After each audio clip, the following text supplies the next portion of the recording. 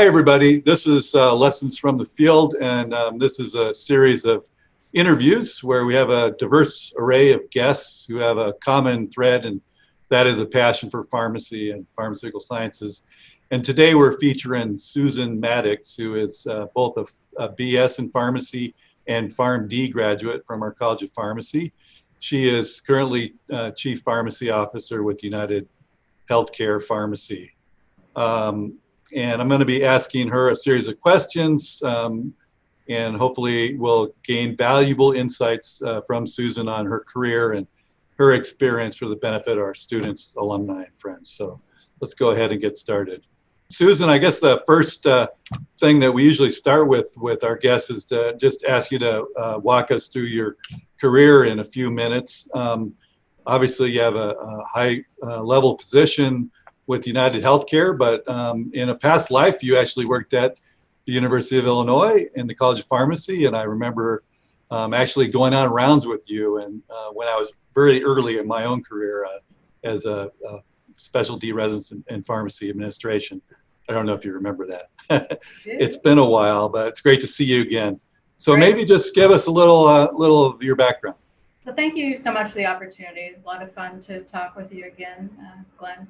So my career is fairly straightforward. So I did spend 10 years at University of Illinois once I graduated, and started out in the pharmacy and the satellite pharmacies and moved into clinical practice, ran one of the satellites at one point in my career, truly enjoyed my time at Illinois. We moved to St. Louis, and the only job not affiliated with my husband was in managed care. So I made the jump to managed care in 1991, and I haven't looked back. So I spent about 8 years in a staff model HMO. So we did have a clinical practice, pharmacies, as well as managed the pharmacy benefit. Spent about 2 years at a managed care company owned by Washington University and BJC Health Systems, and then moved to United Healthcare 20 years ago. My anniversary is this Friday. Wow. Great. So never looked back once I left Illinois, but truly enjoyed my years at Illinois also. Well, thank you. It sounds like you've had a great career in managed care then. And maybe you could tell us a little bit more about what you're doing now. I know you're Chief Pharmacy Officer. What does that entail, and what are the highlights of that? So my team is responsible for managing coverage strategies as well as the clinical component of our benefit. So meaning drugs that are covered through our pharmacy benefit, and also medications that would be covered through our medical benefit, so those that are administered by a healthcare professional. So we have responsibilities end to end from a coverage standpoint as well as a clinical program standpoint. So my team would potentially develop prior authorization programs, step therapy programs, quality focused programs to hopefully improve the care of our membership. We're always focused on the triple aim, better experience, better quality, and at a reasonable price point. Excellent. Thank you, Susan. So given all of the responsibilities that you have in your current position, which I'm sure are just huge given the size of the organization, maybe you could tell us a little bit about some of the highlights, whether it's what you're doing now or over your transition to that position, even maybe back to UIC. Yeah, so I've been in my current position since 2009, and I would say the past 5 to 6 years, we've been focused on being able to better manage specialty medications. So these very high cost medications. No more cephalosporins and penicillins and SSRIs. Right now we've moved into much higher technology. And it's much more challenging to manage those medications than the more traditional medications, oral medications. So we spend a lot of time working with internally with all of our clinicians across our enterprise, as well as work closely with external physicians to understand the landscape and the clinical evidence. I mean, especially medicines are obviously what a lot of us are spending our time on now and consuming a huge part of the pharmacy spend.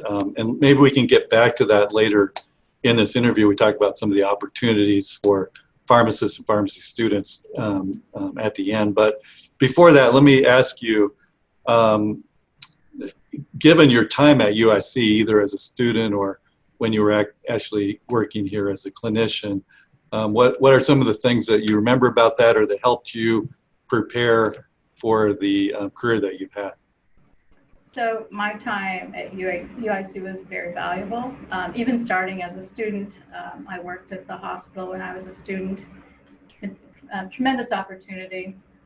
Many mentors, many coaches that you would meet along the way. Was availed many opportunities to continue to advance my career at Illinois because there's so many different options, different tracks to go down. So very fond memories of Illinois, and I owe most of the things I do today to my education from Illinois, as well as working with all the mentors I did when I was there. Great. I'm sure that there might even be a few still here.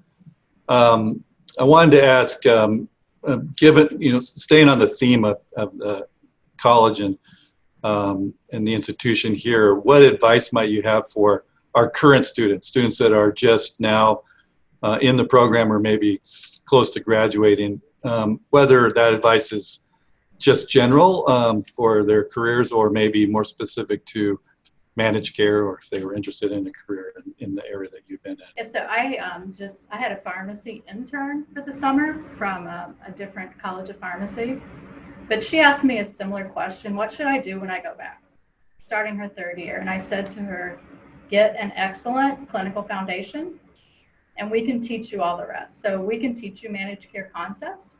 It's much more difficult to teach that clinical experience. Make sure you take advantage of all the clinical opportunities you have when you're during your college career, during your time at the College of Pharmacy. That sounds like great advice. Was there any individual people or events that influence you the most during your career or help inform your career? You remember any specific things or any events that might be transferable to others who might be listening? Yeah, so I think probably what influenced me the most was my time in clinical practice at Illinois, either working as part of the transplant unit or working on the internal medicine floor. Extremely rewarding to help individual patients and know that you made a difference by working closely with their physicians, their nurses, and being part of the healthcare team. So I think that influenced me the most. I still think about that as I'm making decisions now that impact, our population, which, instead of making decisions for individual patients or recommendations, we're making recommendations for an entire population of members. Yeah. But I always remember there's a patient at the end of every decision we're making. And I try to make sure my team understands that also. That's great. I mean, that really adds to your previous answer in terms of what experienced students could get now. That clinical experience that helps inform you as you go on in your career, whether it's making decisions for a population like you're talking about or whatever else it might be, can be really influential. So thank you. So I guess the last two questions I have, one I skipped that's related, but the other is getting back to kind of where is pharmacy going in the years ahead, and what opportunities do you see there for our current students?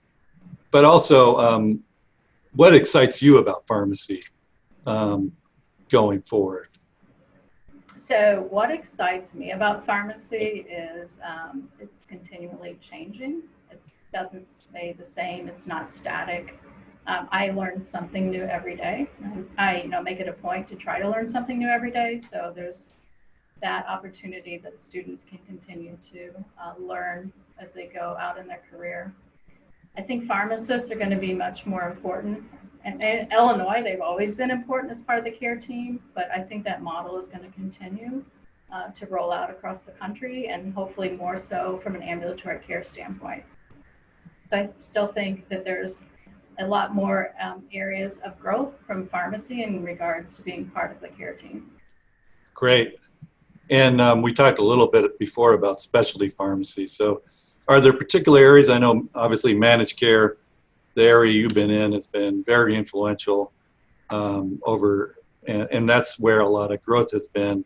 And clearly, specialty drugs have driven a lot of that. Are there other areas that you see that are emerging that students should be thinking about or considering as they start to develop themselves for those careers?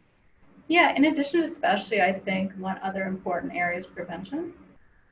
So being part of the preventing disease, so from recommending different lifestyles, working with patients on vaccinations to make sure they're up to date, other type of preventive medications they can take if they have risk factors. So I think that's also extremely important.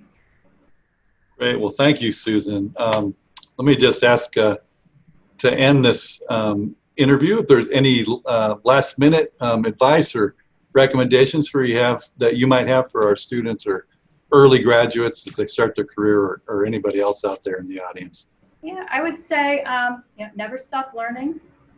Don't be afraid to take a risk. Don't be afraid to make a change into a new career path. You may find the light at the end of a tunnel, or some other very rewarding activity. So that's why I would say to continue to learn, continue to explore. Yeah, great advice. I think pharmacists sometimes have a tendency not to take risks. Maybe it's something about our upbringing or Could training, be. but Yeah, could be. there's a lot of opportunities out there, and sometimes you got to put yourself out there a little bit to take advantage of those. So thank you, Susan, so much for spending time with us and for doing this interview. We'll be making this available on our social media, and I'm hopeful that it'll be very influential to the folks watching. And if you don't mind, maybe we can also share your contact information if anybody who chooses to or would like to get a hold of you. Oh, absolutely. Okay, well, thank you, and we'll see you later. Great. Thank you very much.